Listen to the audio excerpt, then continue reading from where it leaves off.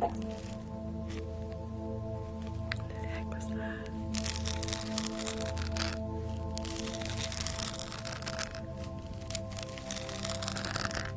It's good, thank you. How are you?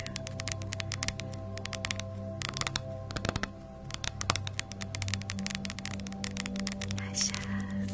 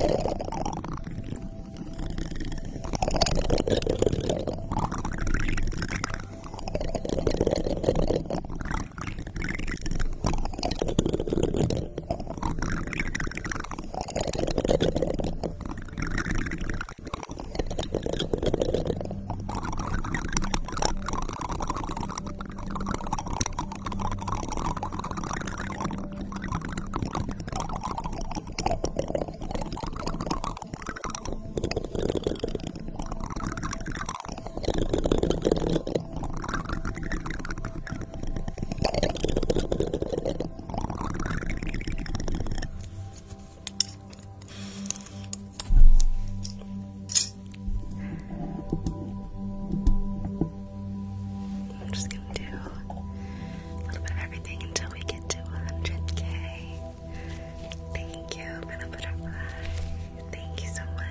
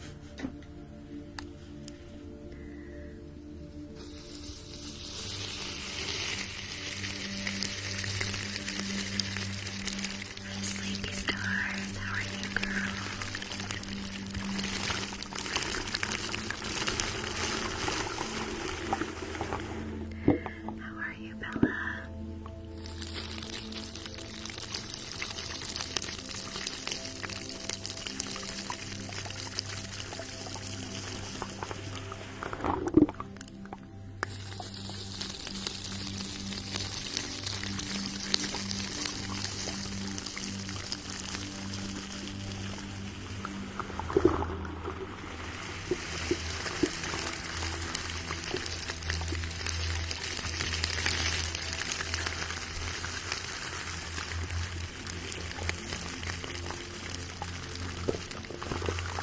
miss you too, girl.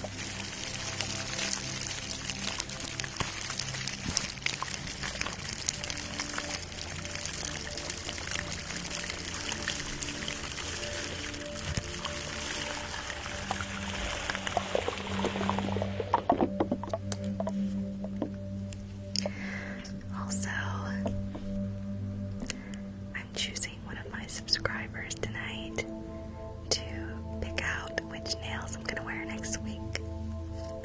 I haven't chosen yet, but I will choose during the live. One of my subscribers, I'm just gonna choose someone randomly. Or if someone like sends a humongous gift, obviously they're gonna be the first choice. Like Kathy was last week when she was so generous with her gifts. I let her choose my nails. She's the one who picked these out.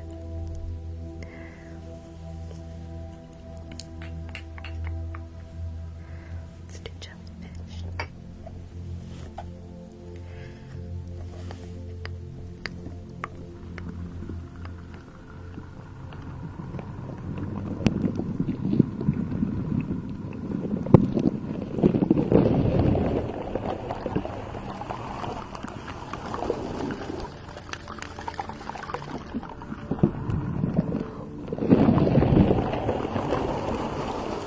It's time for thunder. Sorry, hold on.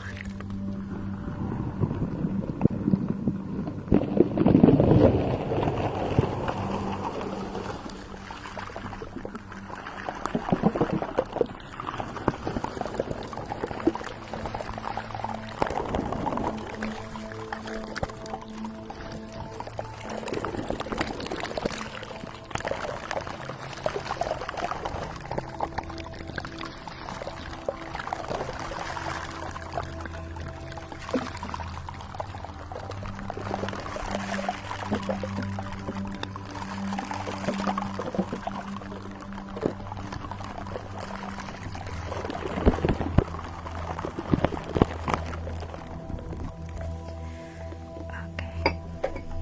It's time for thunder.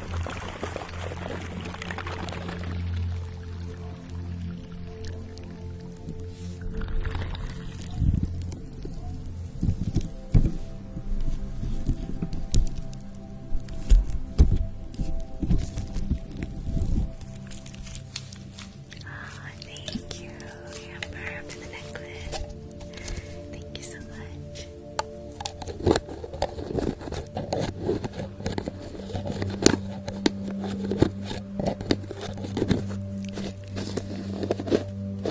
Heidi. Heidi, thank you for the music box. Thank you so much for the carousel. Thank you.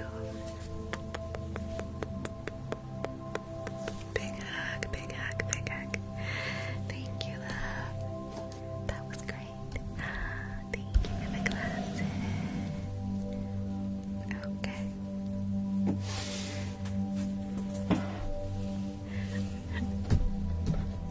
We're doing thunder right now. Just give me a second. Thank you so much, Heidi.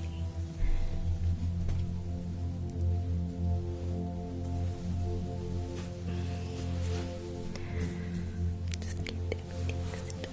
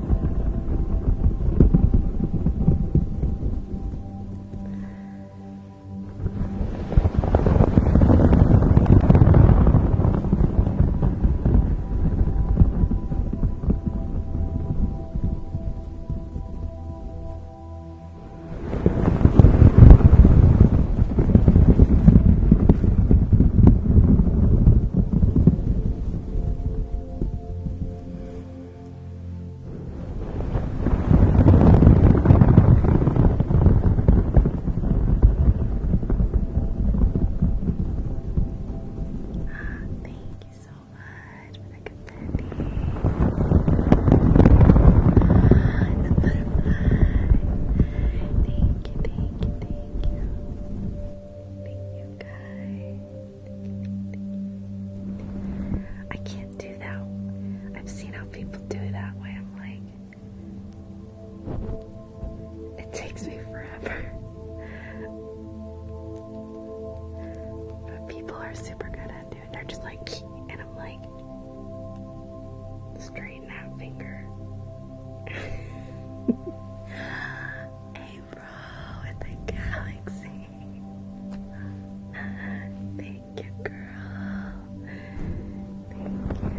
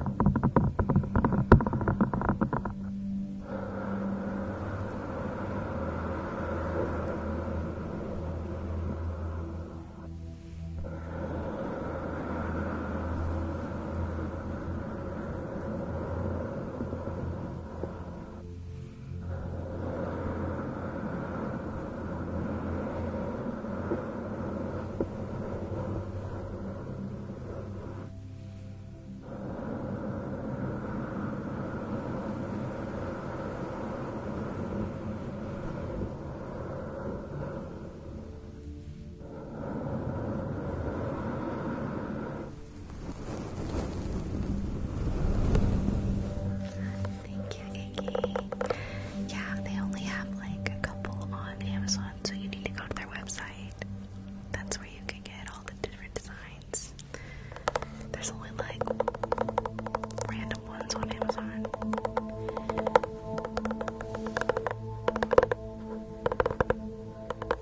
The only downfall is shipping takes forever.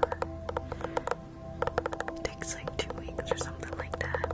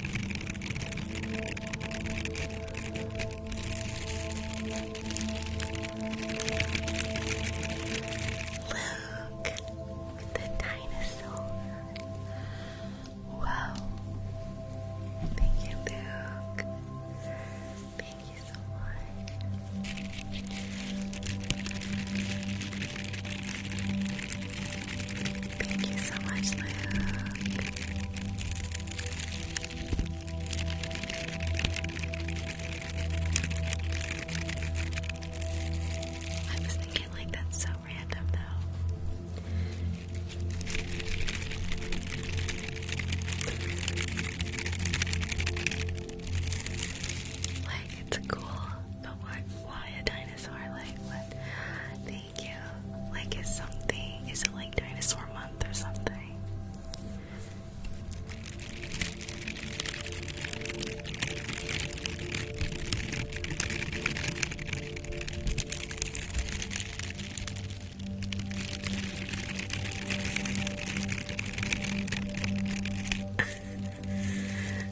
Is there a thing? Is there such thing as that?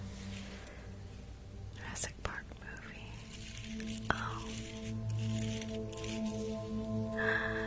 April. Sorry. Thank you so much for the galaxy. You just made me honk.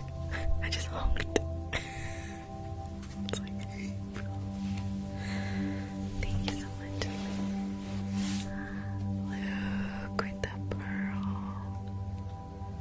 Okay.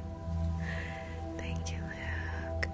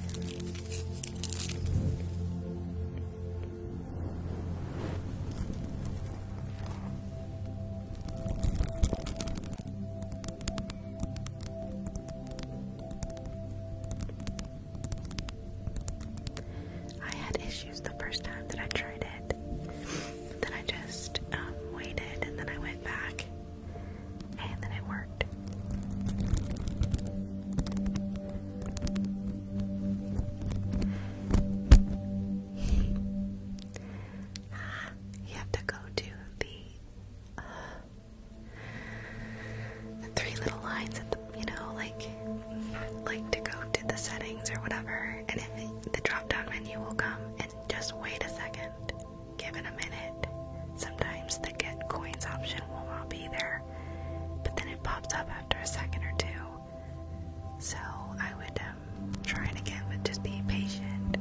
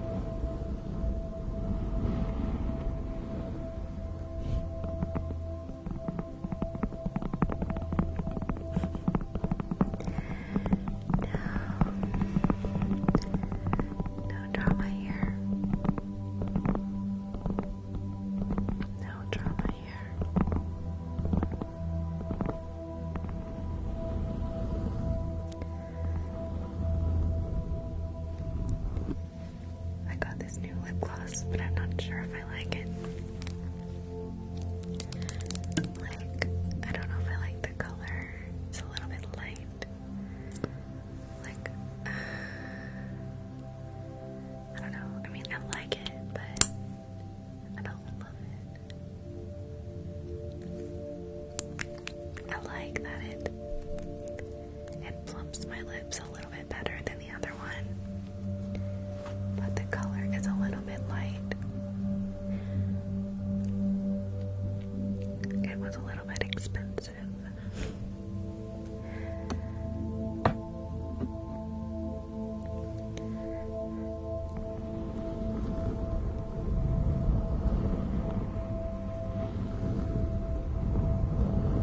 Thank you.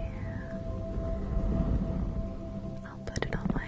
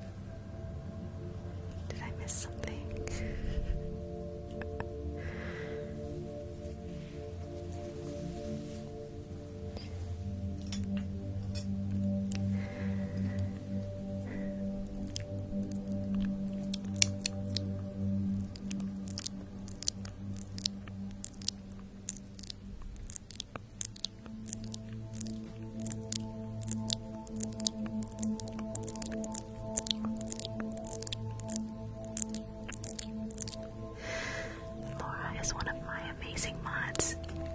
So everyone, please leave her alone. Thank you. Please and thank you. Moving on.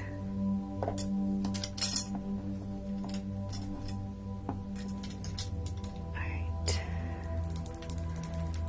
I'm gonna go ahead and try your primer.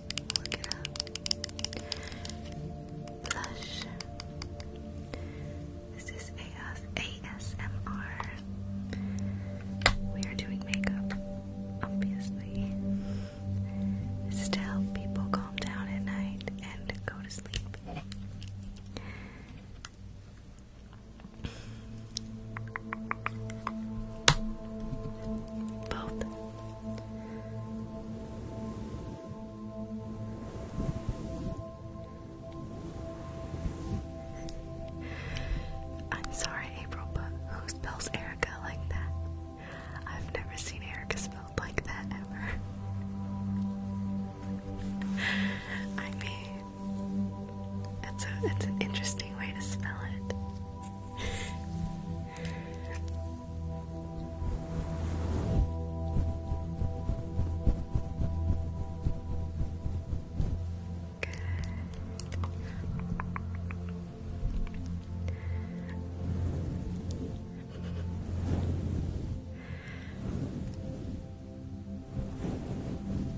Oh, so there are people that spell it that way.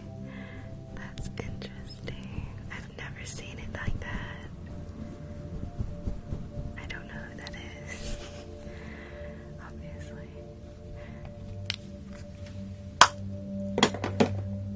It's original, so that's kind of cool. Oh, it's a singer. I've never heard of her. Okay. You're looking beautiful. Now, let's move on to eyeshadow.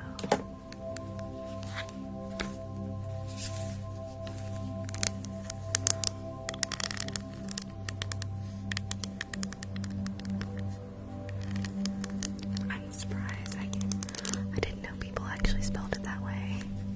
Now I feel stupid.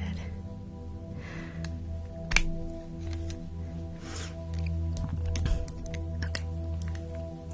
We're gonna add some eyeshadow. The same color that I'm wearing right now. We're gonna put on you, which is this color. It's very natural, like muted brown.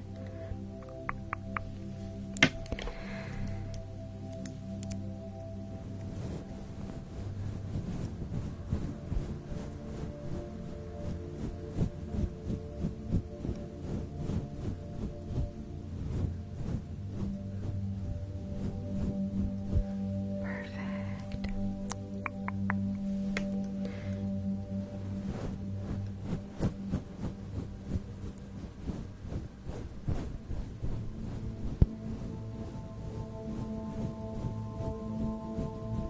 Hi, Autumn. Okay, that looks perfect. Now, let's go ahead and add this color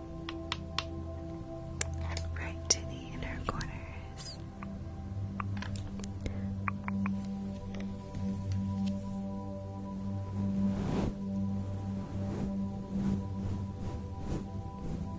Thank you.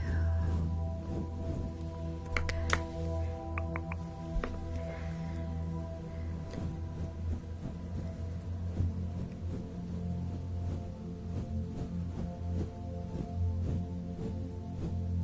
Perfect. Ah, that looks so good.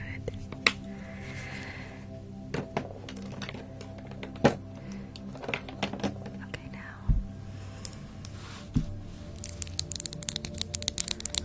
let's go ahead and get some mascara. Okay, ready?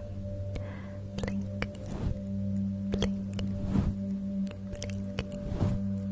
blink, blink, blink, blink, blink. Perfect. This eye. Blink, blink, blink, blink, blink, blink, blink.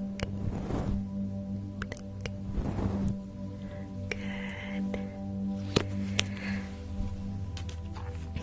Let's go ahead and try those lashes.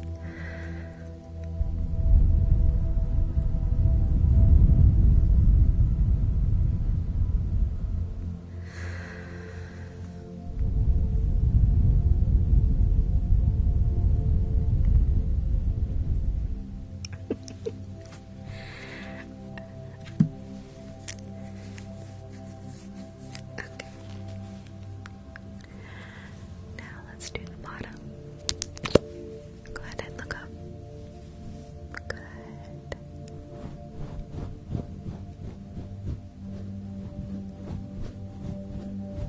Perfect.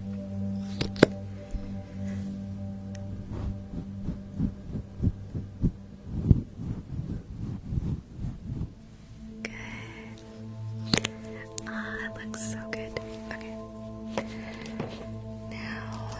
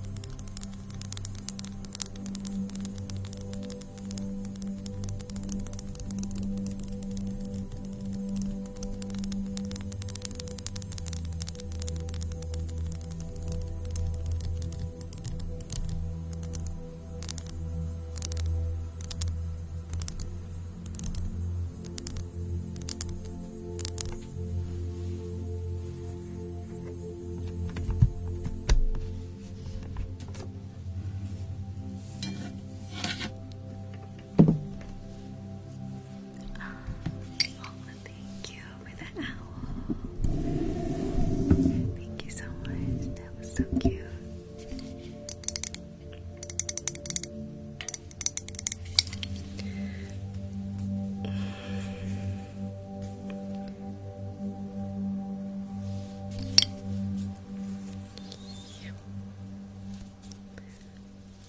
I need to get my hair done.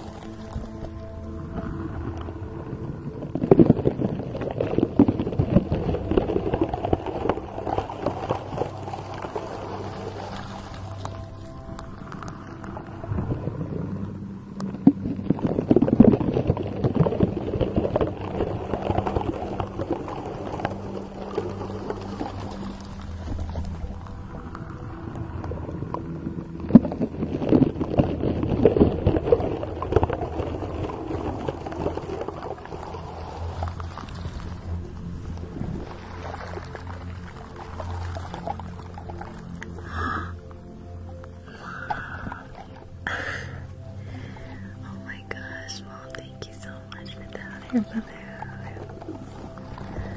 Thank you, Mom.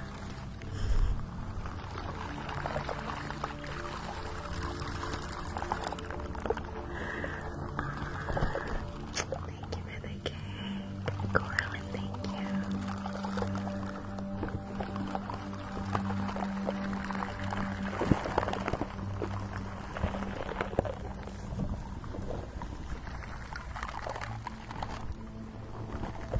Oh, thank you. It gets in the way, but yeah. I like it better down.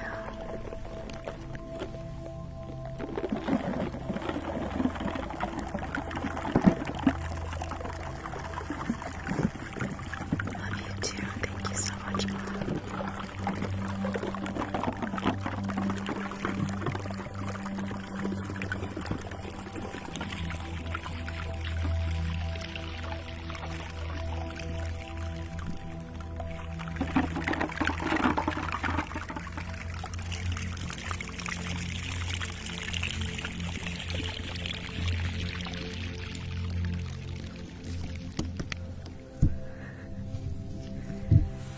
Alright, it's time to start. It's time to pick up where we left off last night of chapter 2. Thank you. Thank you so much.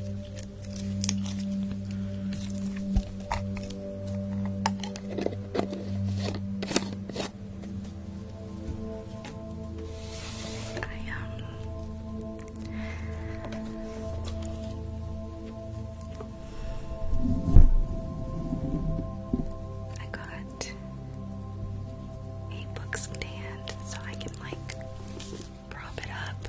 I don't have to, because it's a little awkward right now.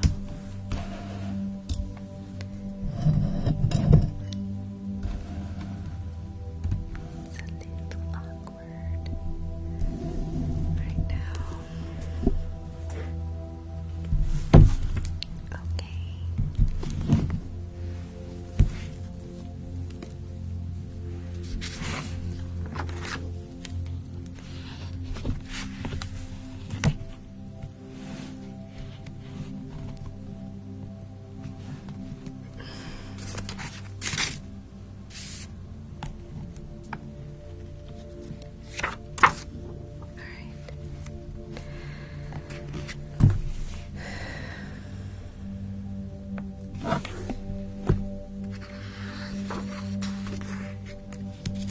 Hold on.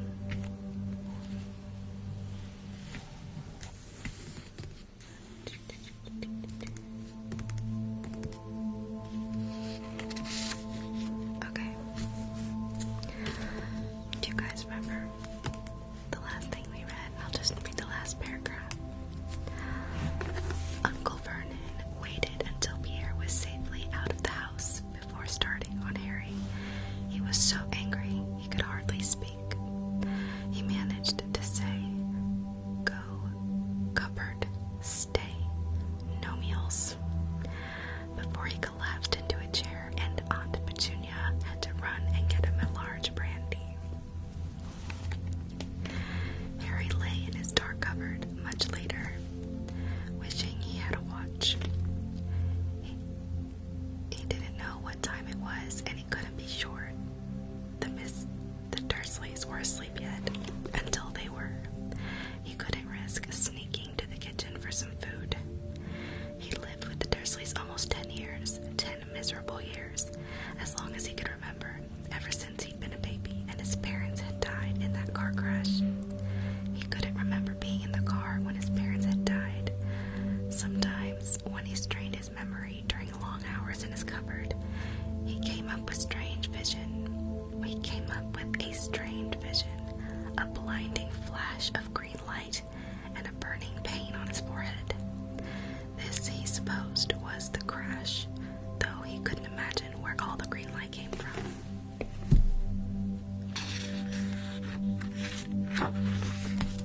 He couldn't remember his parents at all. His aunt and uncle never spoke about them, and of course he was forbidden to ask questions. There was no photographs of them in the house.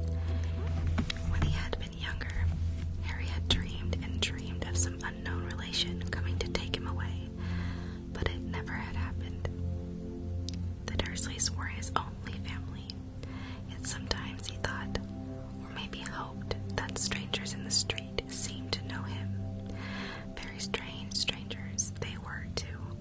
A tiny man in a violet top hat had bowed to him once while out shopping with Aunt Petunia and Dudley.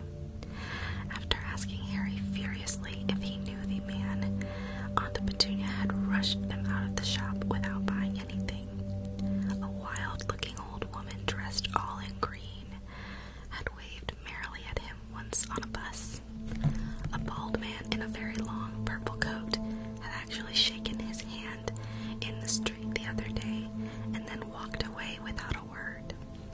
The weirdest thing about all these people was the way they seemed to vanish the second Harry tried to get a closer look. At school, Harry had no one. Everybody knew that Dudley's gang hated that odd Harry Potter in his baggy old clothes and broken glasses, and nobody liked to disagree with Dudley's gang. Okay, that's chapter 2. Chapter 3. The escape of the Brazilian boa constrictor earned Harry... Oh, I'm sorry. Chapter 3, The Letters from No One. That's the name of chapter 3. The escape of the Brazilian boa constrictor earned Harry his longest ever punishment. By the time he was allowed out of his cupboard again, the summer holidays had started and Dudley had already broken his new video camera, crashed his remote control airplane, and the first time out on his racing bike, knocked down Mrs. Fig as she crossed Privet Drive on her crutches.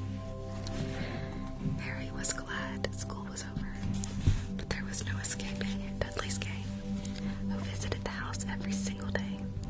Pierre, Dennis, Malcolm, and Gordon were all big and stupid, but as Dudley was the biggest and stupidest of the lot, he was the leader. The rest of them were all quite happy to join in Dudley's favorite sport, Harry hunting. This was why Harry spent as much time as possible out of the house, wandering around and thinking about the end of the holidays, where he could see a tiny ray of hope. When September came, he would be going on to secondary school, and for the first time in his life, he wouldn't be with Dudley. Dudley had been accepted at Uncle Vernon's old private school, Smeltings. Pierre Bulgus was going there too.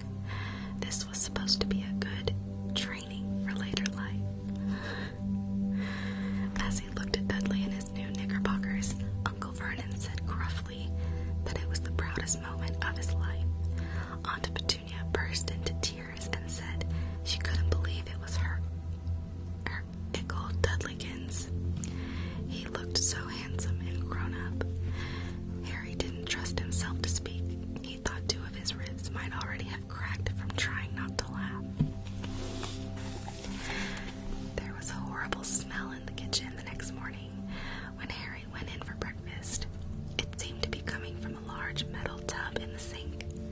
He went to have a look.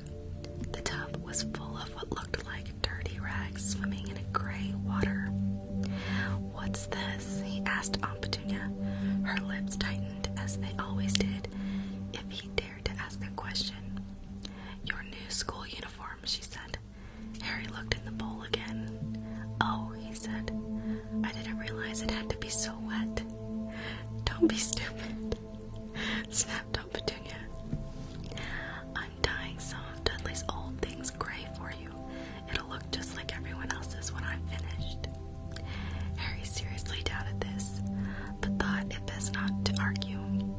He sat down at the table and tried not to think about how he was going to look on his first day at Stonewall High.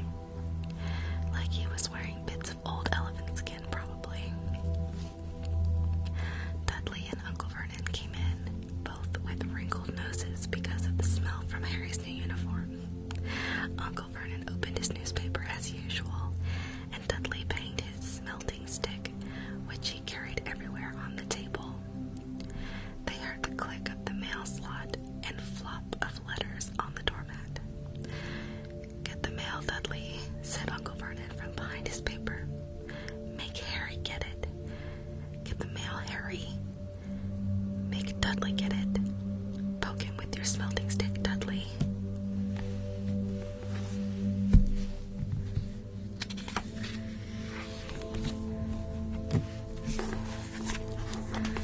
Harry dodged the smelting stick and went to get the mail. 3 things lay on the doormat. A postcard from Uncle Vernon's sister, Marge, who was vacationing on the Isle of Wight, a brown envelope that looked like a bill, and a letter for Harry. Harry picked it up and stared at it, his heart twanging like a gigantic elastic band.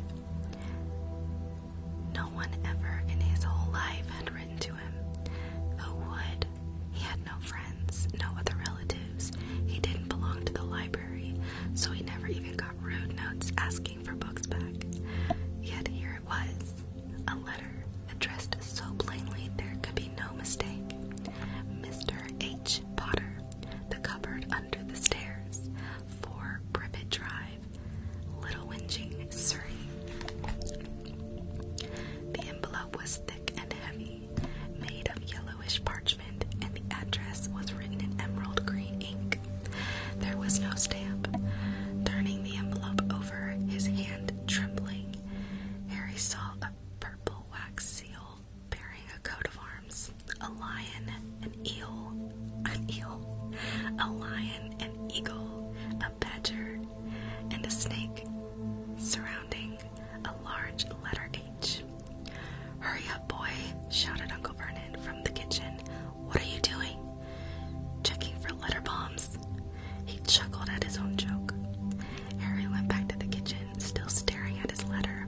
He handed Uncle Vernon the bill and the postcard, sat down, and slowly began to open the yellow envelope. Uncle Vernon ripped open the bill,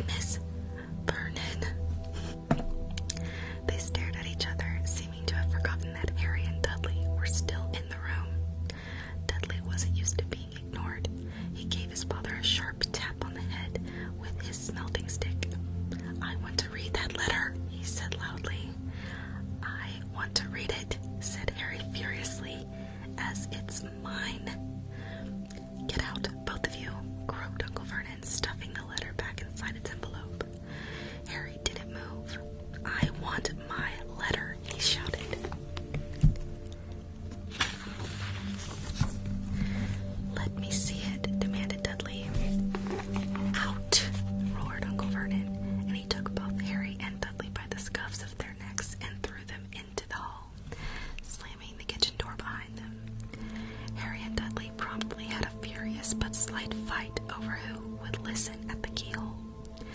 Dudley won. So Harry, his glasses dangling from one ear, lay flat on his stomach to listen at the crack between the door and the floor.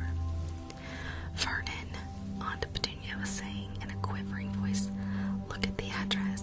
How could they possibly know where he sleeps? You don't think they're watching the house?" "Watching, spying, might be following us," muttered Uncle Vernon wildly. "But what should we do, Vernon? Should we write back? Tell them we don't want..." Harry could see Uncle Vernon's shiny black shoes pacing up and down the kitchen. "No," he said finally. "No, we'll ignore it. If they don't get an answer..." "Yes, that's best. We won't do anything." "But I'm not having one in the house, Petunia. Didn't we swear when we took him in we'd stamp out that dangerous nonsense?" That evening, when he got back from work, Uncle Vernon did something he'd never done before. He visited Harry in his cupboard. "Where's my letter?" said Harry the moment Uncle Vernon had squeezed through the door. "Who's writing me?" "No one. It was addressed to you by mistake," said Uncle Vernon shortly. "I have burned it." "It was not a mistake," said Harry angrily. "It had my cupboard on it." "Silence," yelled Uncle Vernon, and a couple of spiders fell from the ceiling. He took a few deep breaths, then forced his face into a smile, which looked quite painful. "Yes, Harry. About this cupboard. Your aunt and I have been thinking. You're really getting a bit big for it. We think it might be nice if you moved into Dudley's second bedroom." "Why?" said Harry. "Don't ask questions," snapped his uncle. "Take this stuff upstairs now." The Dursleys' house had 4 bedrooms, one for Uncle Vernon and Aunt Petunia, one for visitors, usually Uncle Vernon's sister Marge, one where Dudley slept, and one where Dudley kept all of the toys and things that wouldn't fit into his first bedroom. It only took Harry one trip upstairs to move everything he owned from the cupboard to his room. He sat down on the bed and stared around him. Nearly everything in here was broken. The month-old video camera was lying on top of a small, working tank Dudley had once driven over the next-door neighbor's dog. I don't know what a working tank is. A working tank. In the corner was Dudley's first ever television set, which he'd put his foot through when his favorite program had been cancelled. There was a large bird cage, which had once held a parrot that Dudley had swapped at school for a real air rifle, which was up on a shelf with the end all bent because Dudley had sat on it. Other shelves were full of books.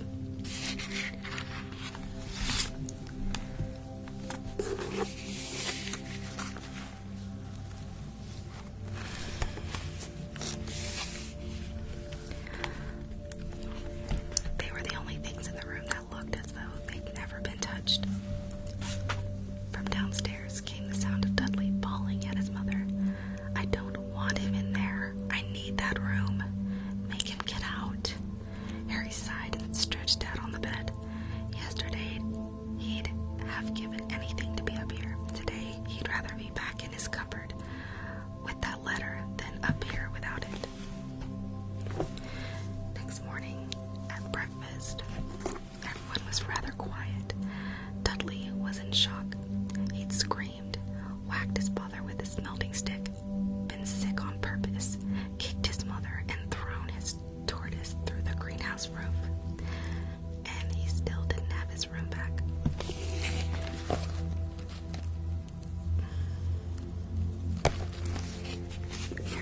Harry was thinking about this time yesterday and briefly wishing he'd opened the letter in the hall. Uncle Vernon and Aunt Petunia kept looking at each other darkly. When the mail arrived, Uncle Vernon, who seemed to be trying to be nice to Harry, made Dudley go and get it. They heard him banging things with his smelting stick all the way down the hall. Then he shouted, "There's another one!" Mr. H. Potter, the small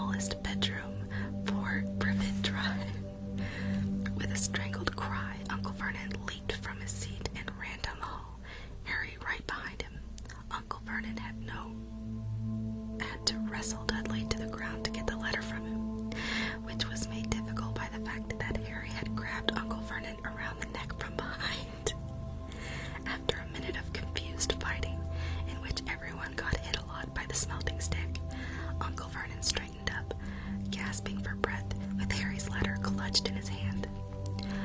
"Go to your cupboard. Your bedroom," he wheezed at Harry. "Dudley, go. Just go." He had moved out of his cupboard, and they seemed to know he hadn't received his first letter. Wait, no. Harry walked round and round his new room. Someone knew he had moved out of his cupboard, and they seemed to know he hadn't received his first letter. Surely that meant they'd try again, and this time he'd make sure they didn't fail. He had a plan. The prepared alarm clock rang at 6 o'clock the next morning. Harry turned it off quickly and dressed silently. He mustn't wake the Dursleys. He stole downstairs without turning on any of the lights. He was going to wait for the postman on the corner of Privet Drive and get the letters for number 4 first. His heart hammered as he crept across the dark hall toward the front door. Arrgh! Harry leaped into the air. He trodden on something big and squashy on the doormat. Something alive. Lights clicked on upstairs, and to his horror, Harry realized that the big squishy something had been his uncle's face.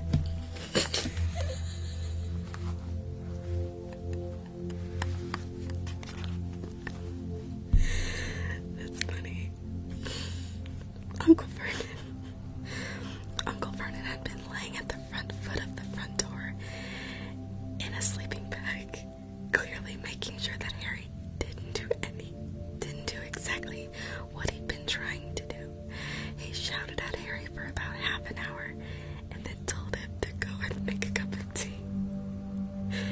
Harry shuffled miserably off into the kitchen, and by the time he got back, the mail had arrived right into Uncle Vernon's lap. Harry could see 3 letters addressed in green ink.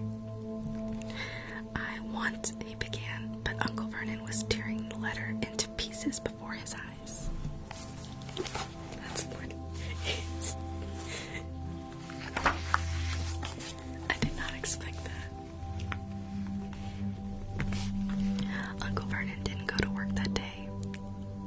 He stayed at home and nailed up the mail slot. "See," he explained to Aunt Petunia through a mouthful of nails, "if they can't deliver them, they'll just give up." "I'm not sure that'll work, Vernon. Oh, these people's minds work in strange ways, Petunia. They're not like you and me, Uncle Vernon," said Uncle Vernon, trying to knock in a nail with a piece of fruitcake Aunt Petunia had just brought him. On Friday, no less than 12 letters arrived for Harry. As they couldn't go through the mail slot, they had been pushed under the door, slotted through the sides, and a few even forced through the small window in the downstairs bathroom. Uncle Vernon stayed at home again after burning all the letters. He got out a hammer and nails and boarded up the cracks around the front and back doors so no one could go out. He hummed "Tiptoe Through the Tulips" as he worked and jumped at small noises.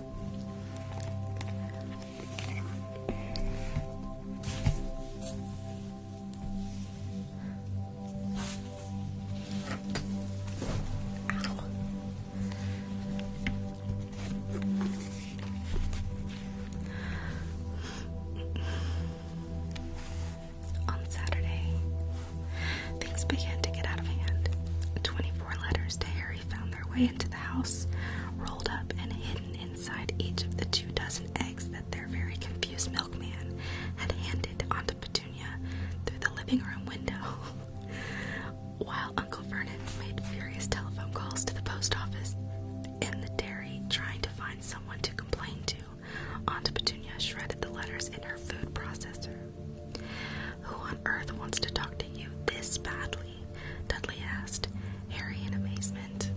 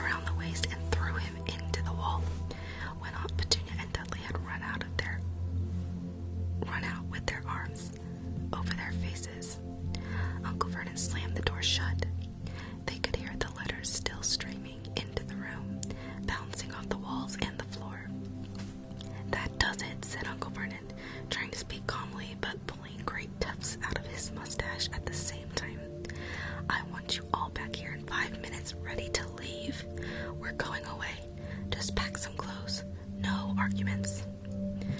He looked so dangerous with half his mustache missing that no one dared argue. 10 minutes later, they wrenched their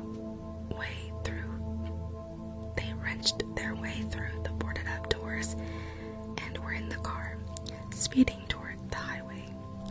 Dudley was sniffling in the back seat. His father had hit him around the head for holding them up while he tried to pack his television, VCR, and computer in his sports bag.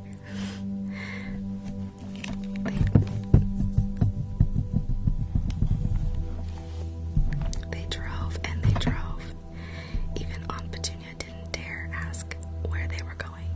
Every now and then, Uncle Vernon would take a sharp turn and drive in the opposite direction for a while.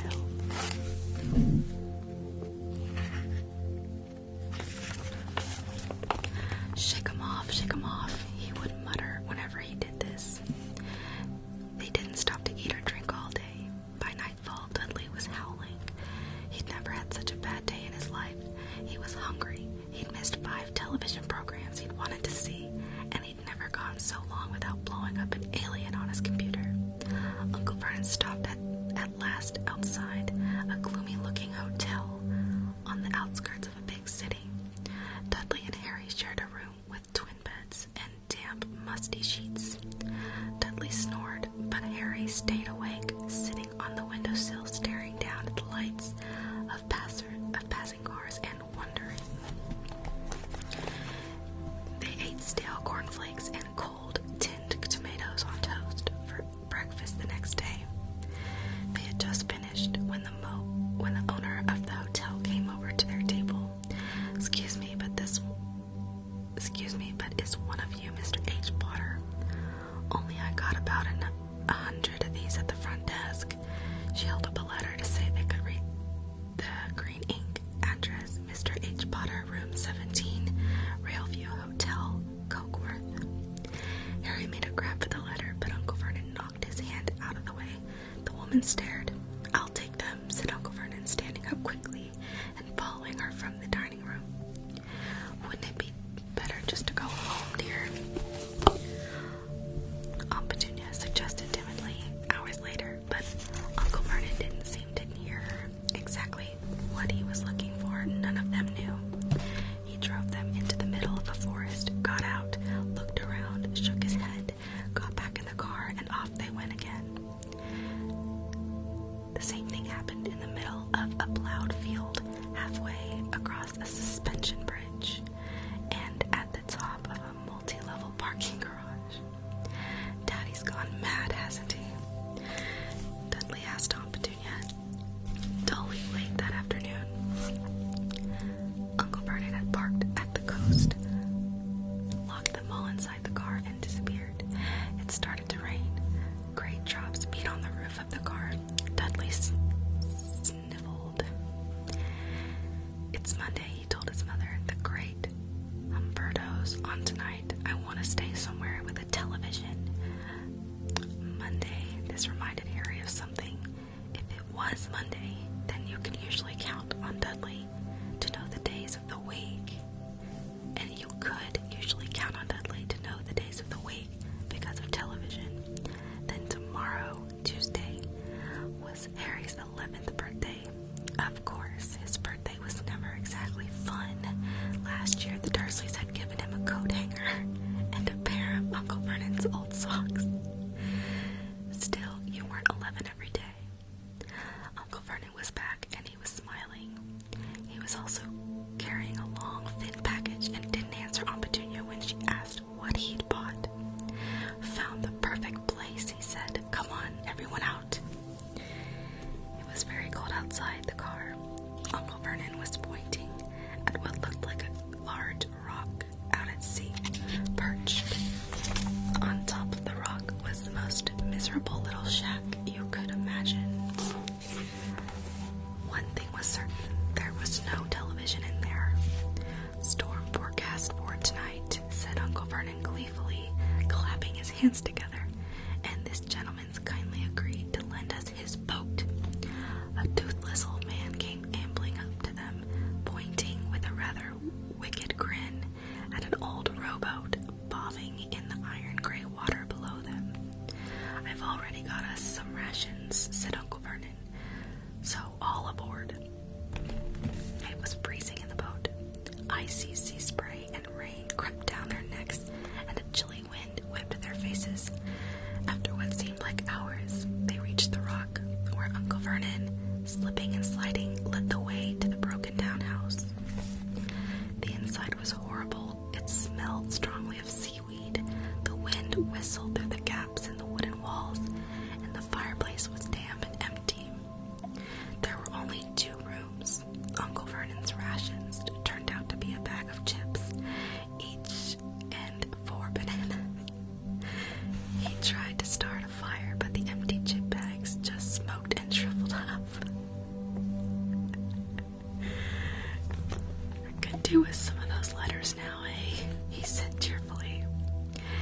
He was in a very good mood.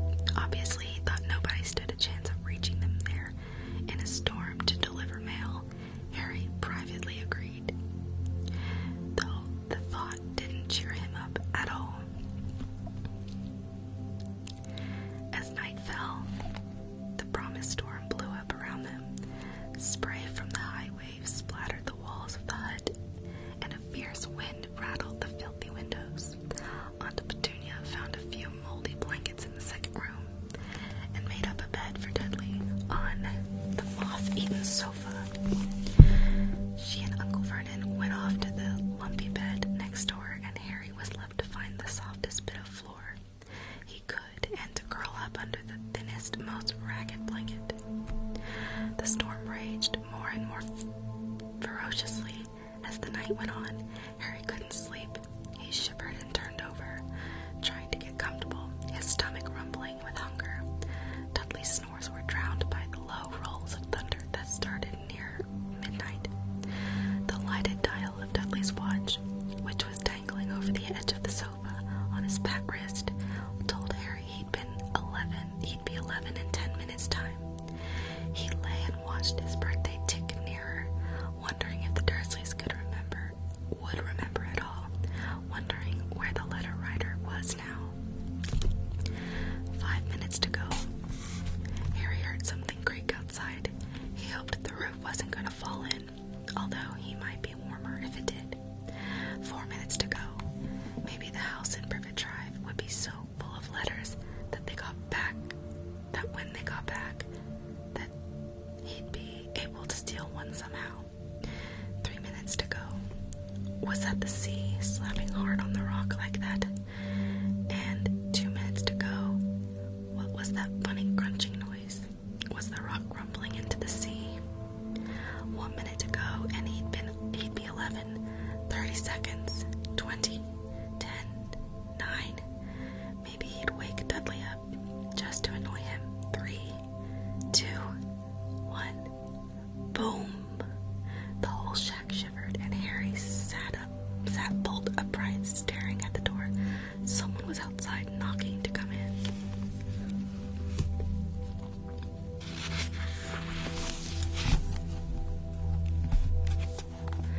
That was chapter 3, and we are going to stop there. We're going to do chapter 4 tomorrow. Monday.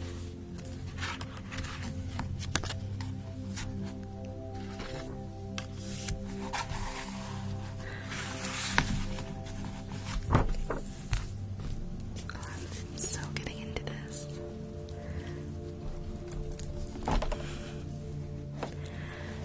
I know, it's getting so good. We've got 15 minutes left, so we're gonna do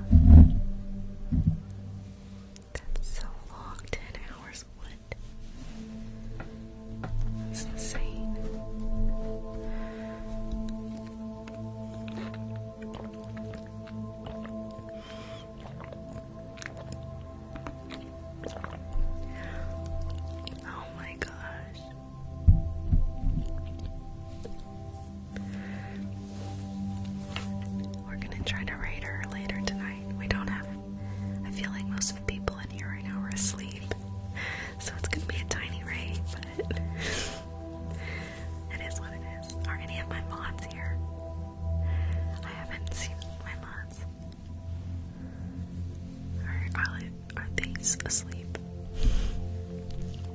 You guys asleep? All my buds. Laura. Luke. Anyone? Shaz. Barbara. Amy. Am I all alone?